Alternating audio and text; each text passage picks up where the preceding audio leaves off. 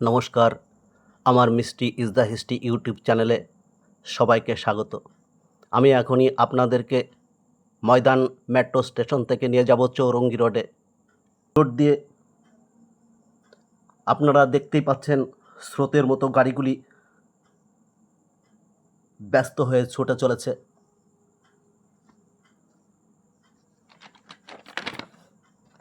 আমি এই শহরের যা দেখেছি তাই আপনাদের সামনে তুলে ধরছি। এখানে কৃত্রিম বুদ্ধিমত্তা ব্যবহার করে পুরাতন বিল্ডিংকে নতুন করে দেখানো, রাস্তাঘাটের জঞ্জাল সরিয়ে ছোট বিল্ডিংকে বড় করে দেখানো, কৃত্রিম জলাশয়, ব্রিজ, কার্টুনের মতো মানুষ, রাস্তাঘাট কিছুই দেখায়নি। এতে আমি কোনো এআই এফেক্ট ব্যবহার করিনি। যা কলকাতার রাস্তায় দেখেছি সেটাই তুলে ধরছি আপনাদের সামনে। কলকাতার বুকে এই যে আপনারা দেখতে পাচ্ছেন বিশাল আকাশ ছোঁয়া ইমারতগুলি, এর মধ্যে আছে Chowringhee heights, Shriram, Winchester, Chatterjee international, হাবলি ভবন, the 42 towers,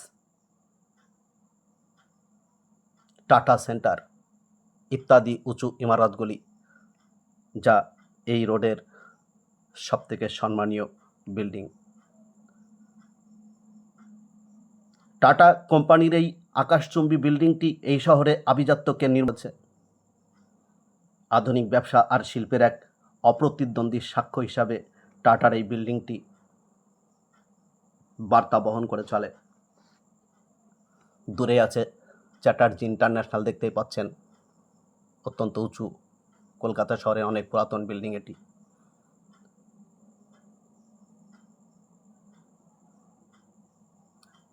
R tata still এবং এলআইসির জীবনসুধা বিল্ডিংয়ের মাঝে আছে পূর্ব ভারতের সবথেকে উঁচু টাওয়ার, দ্য 42 টাওয়ার্স।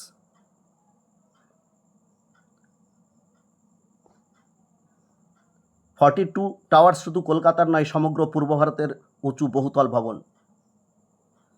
এই আইকনিক স্কাই স্ক্যাপারটি কলকাতার central business district Chowringhee road, বর্তমান নাম জওহরলাল নেহেরু রোডে অবস্থিত। এই রোড অত্যন্ত ব্যস্ত, কলকাতা শহরের অনেক উঁচু উঁচু ইমারতে পরিপূর্ণ এই রোড।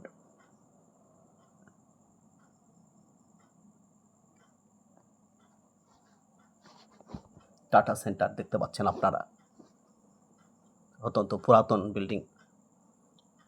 পূর্ব ভারতে টাটার যত অফিস আছে তার পরিচালনা করা হয় এই সেন্টার থেকেই।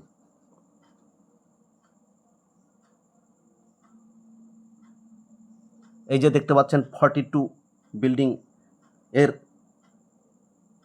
উচ্চতা টপ লেভেল পর্যন্ত 260 মিটার। স্কুল লাইফে 100 মিটার দৌড় আমরা সকলেই কম বেশি দিয়েছি। এবার বুঝতেই পাচ্ছেন দ্য 42 উঁচু টাওয়ারের কি উচ্চতা। এই টাওয়ারে মোট 65টি তল রয়েছে। এর নির্মাণ সংস্থার নাম হাফিজ কন্ট্রাক্টর। এই যে চ্যাটার্জি ইন্টারন্যাশনাল পাশেই। দ্য 42 2012 থেকে 2019 সাল পর্যন্ত এই টাওয়ারের নির্মাণ কাজ চলে।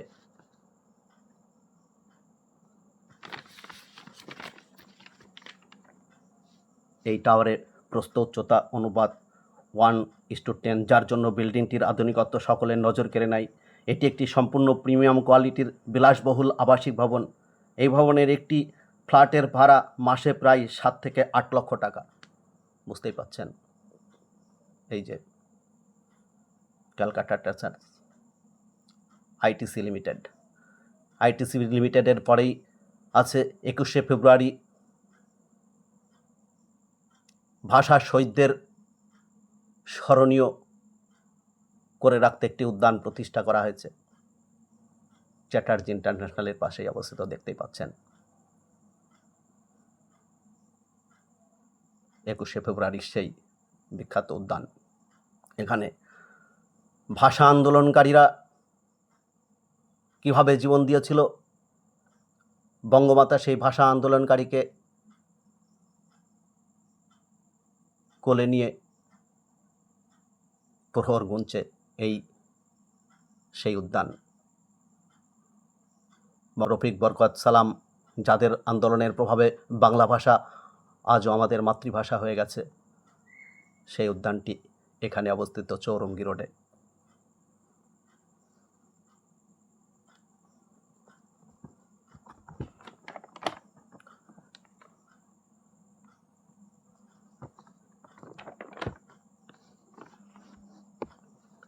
এই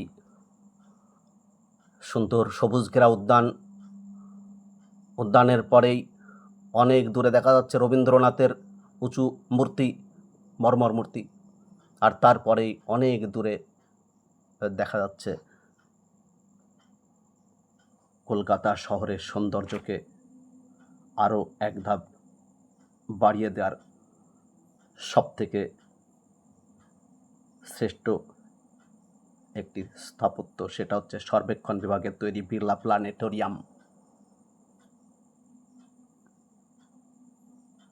এই অঞ্চলটি পুরোটাই সবুজে সবুজ আর উদ্যানময়। 42 উচ্চতা এখান থেকে সহজে অনুমেয়। এখানেই দেখা যাচ্ছে টাটা সেন্টার এবং চ্যাটার্জি ইন্টারন্যাশনাল বিল্ডিং। কি অপূর্ব সবুজে সবুজ, সবুজ মখমলের মতো মাঠ।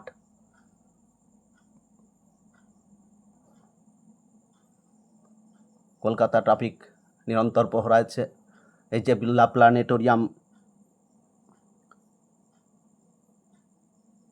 এই অদ্ভুত গম্বুজাকৃতি স্থাপত্যের চারপাশে সাজানো বাগানের সৌন্দর্য পর্যটকদের মন ভরিয়ে দেয়। এই স্থান থেকেই আপনি শক্তিশালী দূরবীনের চোখ রেখে মহাকাশের জ্যোতিষ্করা কে কীভাবে অবস্থান করছে এবং মুভ করছে তা জানার সুযোগ লাভ করতে পারবেন। এর চারপাশে উদ্যান খুব সুন্দর। প্রতিদিন বহু মানুষ এই বিড়লা প্ল্যানেটোরিয়ামে দূরবীনের চোখ রাখার জন্য আসেন। তারপরেই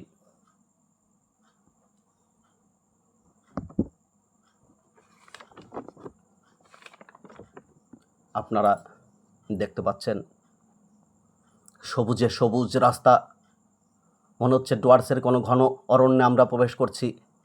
এত সবুজ এই কলকাতা শহর, যা আমার গ্রামেও দেখতে পায় না, এত সবুজের সমারোহ। এই রাস্তাটি হচ্ছে ভিক্টোরিয়া প্ল্যান, চলে যাচ্ছে ভিক্টোরিয়া স্মৃতি সৌধের দিকে, আর একটি যাচ্ছে ময়দানের দিকে।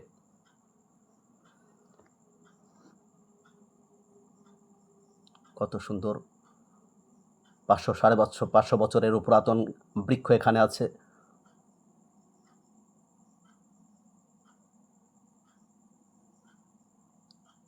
অনেক দূর থেকে দেখা যাচ্ছে ভিক্টোরিয়া মেমোরিয়াল।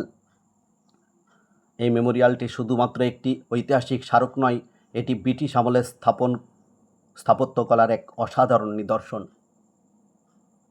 ব্রিটিশ স্থপতি উইলিয়াম এমারসন নিউ ক্লাসিক্যাল কাঠামোর সাথে মোগল স্থাপত্যের সংমিশ্রণে এটি নির্মাণ করেন।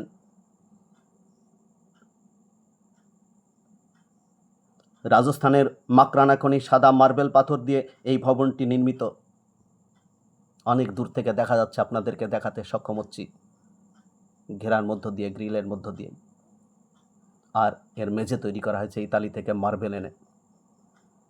এর মূল গম্বুজের চূড়ায়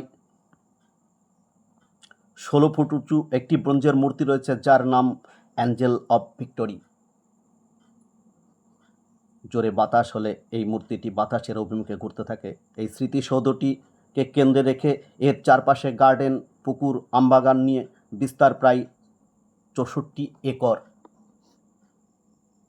লর্ড কার্জনের উদ্যোগে 4ই জানুয়ারি 1906 সালে রাজা পঞ্চম জর্জেস এর ভিত্তিপ্রস্তর স্থাপন করেছিলেন। খুব সুন্দর এই স্মৃতি সৌধ।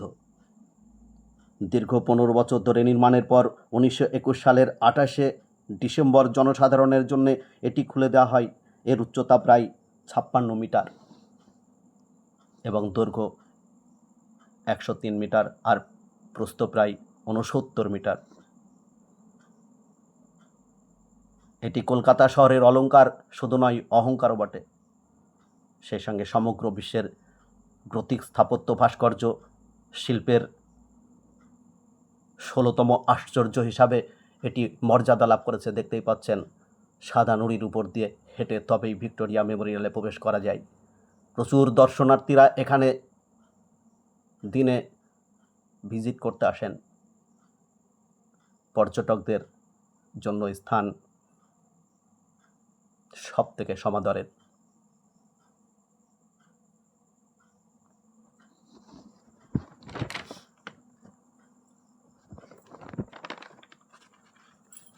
ভিক্টোরিয়া মেমোরিয়াল এই শহরের সবথেকে জাঁকজমকপূর্ণ এবং রাজকীয় ল্যান্ডমার্ক। বিখ্যাত গথিক শিল্পরীতিতে তৈরি ঐতিহাসিক স্মৃতিসৌধ। এই বিশালাকার ভবনটি দেখতে প্রাচীন কোনো রাজার রাজপ্রাসাদের মতো। এর স্থাপত্য শৈলী ও কারুকার্য এতটাই নিখুঁত যে দূর থেকে দেখলে চোখ জুড়িয়ে যায় আর মনে হয় যেন ধ্যানমগ্ন দৃষ্টিতে এই আশ্চর্য বিস্ময়কর প্রাসাদের দিকে তাকিয়ে থাকি। এই যে ভিক্টোরিয়ার সামনেই যে রাস্তা, সেখানে বহুকালের টমটম গাড়ি যা ঘোড়ায় টেনে নিয়ে যায়। যখন এখানকার পাথরে বাঁধানো রাস্তা দিয়ে ঘোড়ার গাড়িগুলি টকবক করে ছুটে চলে, তখন আপনার মনে হবে আপনি শত শত বছর আগের কোনো জীবন্ত রাজকীয় রাজত্বে পা রেখেছেন। ভিক্টোরিয়ার সামনেই চলে এসছে মেট্রো রেলের একটি স্টেশন। ভিক্টোরিয়ার 3 নম্বর গেট থেকে আপনারা দেখতে পাচ্ছেন সেই চ্যাটার্জি ইন্টারন্যাশনালের সঙ্গে সঙ্গে 42 টাওয়ার্স। এই যে ভিক্টোরিয়ার সামনে পর্যন্ত মেট্রো রেল প্রসারিত হচ্ছে। আর সবুজে ঘেরা যে রাস্তাটি দেখতে পাচ্ছেন, সেটি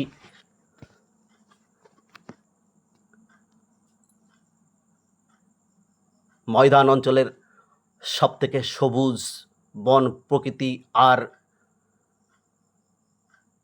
মকপলের মতো ভেলভেটের চাদরে ঘেরা মাঠ প্রাঙ্গণ। খুব সুদৃশ্যতম এই রাস্তা। এখানেই কলকাতা ফুটবলের 3 প্রধান স্তম্ভ মোহামেডান, মোহনবাগান ও ইস্ট বেঙ্গল ক্লাব অবস্থিত। আমার এই ভিডিওটি পুরো লক্ষ্য করলে অনেক প্রশ্নের উত্তর পাওয়া যাবে। মোহামেডান ক্লাবকে কত সালে প্রতিষ্ঠা করেন, ইস্ট বেঙ্গল ক্লাবকে কত সালে প্রতিষ্ঠা করেন, মোহনবাগান ক্লাবকে কত সালে প্রতিষ্ঠা করেন, ভিক্টোরিয়া মেমোরিয়াল কাদের দ্বারা কত সালে প্রতিষ্ঠিত হয়, ইডেন গার্ডেন কাদের দ্বারা কত সালে প্রতিষ্ঠিত হয়,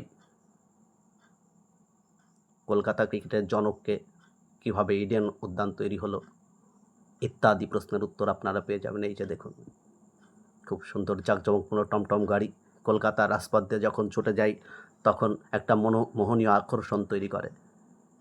এই শহরের ঐতিহ্যকে আরও চতুর্গুণ বাড়িয়ে দেয়। ময়দানের মাঠ দেখতে পাচ্ছেন, অনেক দূর বিস্তৃত। চারিদিক থেকে পাগলের মতো যানবাহনগুলি ছুটে চলেছে। সবুজের মধ্যে যান্ত্রিক সভ্যতার আনাগোনা।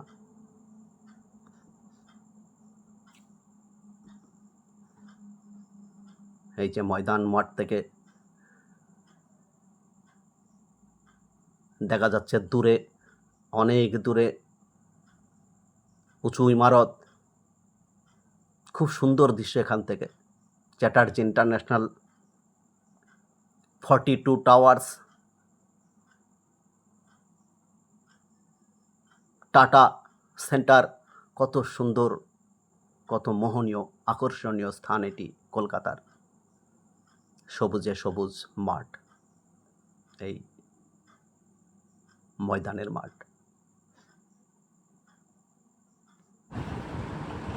1989 খ্রিস্টাব্দে এখানেই মোহনবাগান ক্লাব প্রতিষ্ঠা করেন ভূপেন্দ্রনাথ বসু। চতুর্দিকে ছুটে চলেছে শুধু যানবাহন আর যানবাহন। কলকাতার বেশিরভাগই চার মাথা রাস্তা। এই যে দেখতে পাচ্ছেন মোহামেডান মাঠ, খুব সুন্দর মোহামেডান মাঠ, ঘাস আর সবুজ গাছে ঘেরা প্রকৃতির বন্ধু এটি। বিকেল হলেই ফুটবল প্রেমীরা এখানে ছুটে আসেন। ভেলভেটে মতো চাদরে মোড়া আর সবুজে ঘেরাই মাঠ।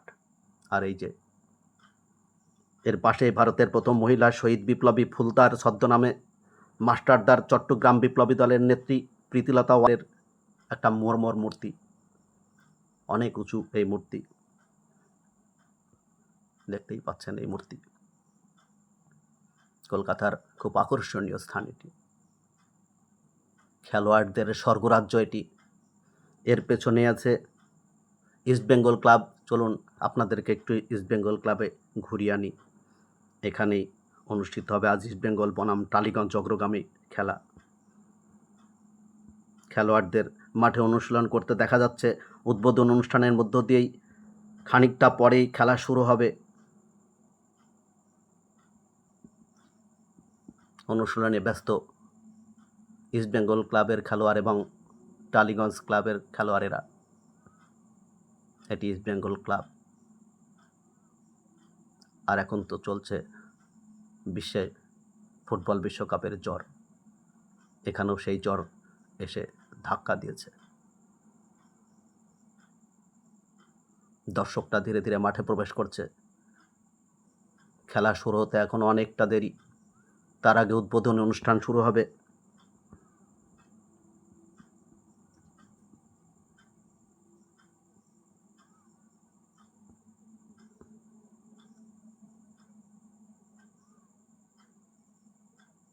সকলে মুখে আছে আজ ইস্টবেঙ্গল টালিগঞ্জ অগ্রগামীর খেলা দেখার জন্য। এখনও দর্শকের ঢল নামেনি। কিছুক্ষণের মধ্যেই কলকাতার ক্রীড়াপ্রেমী দর্শকেরা এই মাঠের চতুর্দিকে অবস্থিত স্টেডিয়ামে আসন দখল করবে। ধীরে ধীরে তার প্রস্তুতি চলছে।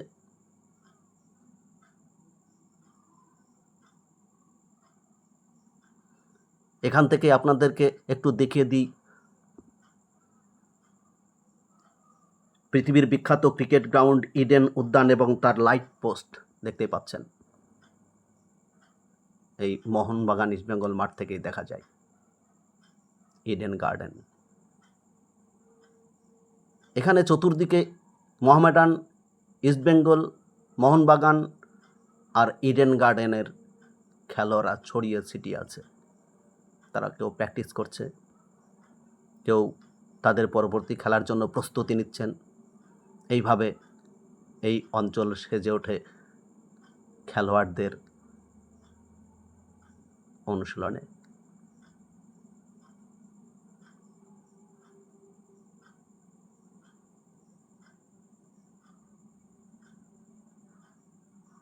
দূরে দেখুন হাওড়া ব্রিজের একটি স্তম্ভ। এখান থেকে সব কিছুই নজরে আসার মতো। আবার এখান থেকে আপনারা দেখতে পাবেন সেই দি 40 টাওয়ার। বেঙ্গল ক্লাব প্রতিষ্ঠা করেন সুরেশচন্দ্র চৌধুরী এবং রাজা মনমোহর চৌধুরী প্রমুখ। কলকাতার যেখানেই আপনি যান না কেন, দি 40 টাওয়ার্স আপনার পিছু ছাড়বে না। এটা যেন কলকাতার একটা ল্যান্ডমার্ক।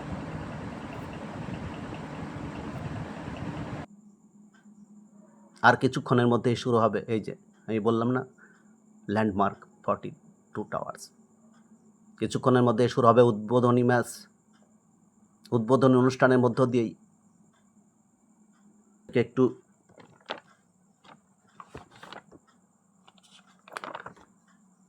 ইডেন উদ্যানের 4 নম্বর গেটে সামনে নিয়ে যাই। এই ইডেন উদ্যান যেন রানী, ক্রিকেটের রানী। ক্রিকেটের এই মাঠটি অনেক পুরাতন। 1840 থেকে 1841 সালে এটি জনসাধারণের বিনোদনের উদ্যান হিসাবে গড়ে তোলা হয়। 1864 সালে এটি আনুষ্ঠানিকভাবে ক্রিকেট গ্রাউন্ড হিসাবে খুলে দেওয়া হয়। খুব সুন্দর এই গ্রাউন্ড, বিশ্বের অন্যতম। প্রায় 90,000 দর্শকের আসন এখানে আছে। এই গ্রাউন্ডে প্রবেশ করার সামনে আছে চতুর্থ মোড়। এই যে ভারতের তৎকালীন British governor general Lord Auckland, যার প্রকৃত নাম জর্জ ইডেন, তার 2 বোন এমিলি ইডেন এবং ফেনি ইডেনের সহায়তায় রানী রাসমণির স্বামী রাজচন্দ্র দাসের উদ্যোগে এই ক্রিকেট গ্রাউন্ড গড়ে তোলা হয়। শুরুতে এর নাম ছিল অকল্যান্ড সার্কাস গার্ডেন, যা সুভাষ মুখোপাধ্যায়ের লেখনী থেকেও জানা যায়। ভারতীয় ক্রিকেটের জনক সারদা রঞ্জন রায়কে এই উদ্যানের একটি অংশ ব্যবহারের অধিকার দেওয়া হয়, আর তখন থেকেই এটি ক্রিকেট স্টেডিয়ামে রূপান্তর হয়। বিশ্ব ক্রিকেটে অসংখ্য উত্তেজনাপূর্ণ ক্রিকেট ম্যাচের সাক্ষী এই ক্রিকেট উদ্যান। বিশ্বের কিংবদন্তি ক্রিকেটাররা তাদের ইনিংস এই উদ্যানের দর্শক মন প্রাণ দিয়ে তাদের খেলা উপভোগ করেছেন, যার রেকর্ডগুলি আজও ইতিহাসে রয়ে গেছে। এই ইডেন অঞ্চলেই 1889 খ্রিস্টাব্দে মোহনবাগান দল প্রতিষ্ঠা করেন ভূপেন্দ্রনাথ বসু। 1891 খ্রিস্টাব্দে মোহামেডান দল প্রতিষ্ঠা করেন নবাব আমিনুল ইসলাম এবং কিছুদিন পর 1920 খ্রিস্টাব্দে ইস্ট বেঙ্গল ক্লাব প্রতিষ্ঠা করেন সুরেশচন্দ্র চৌধুরী, রাজা মনমথনাথ চৌধুরী প্রমুখেরা।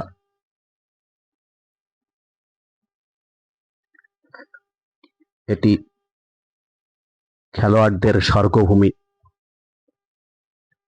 এই শহরের ঐতিহ্য, আধুনিকতার সৌন্দর্যের চমৎকার মেলবন্ধন প্রতিটি মানুষের কাছে চমৎকার ভালোবাসা রেখে যায়। ভারতের এই ঝকঝকে স্নিগ্ধ সবুজ ঘেরা গ্রিন সিটির মায়াবী গল্প আজ এখানেই শেষ করছি। এই পেজটিকে ফলো করে সাথেই থাকুন আর দেখতে থাকুন এই শহরের পরবর্তী পর্বগুলি। ধন্যবাদ সবাইকে।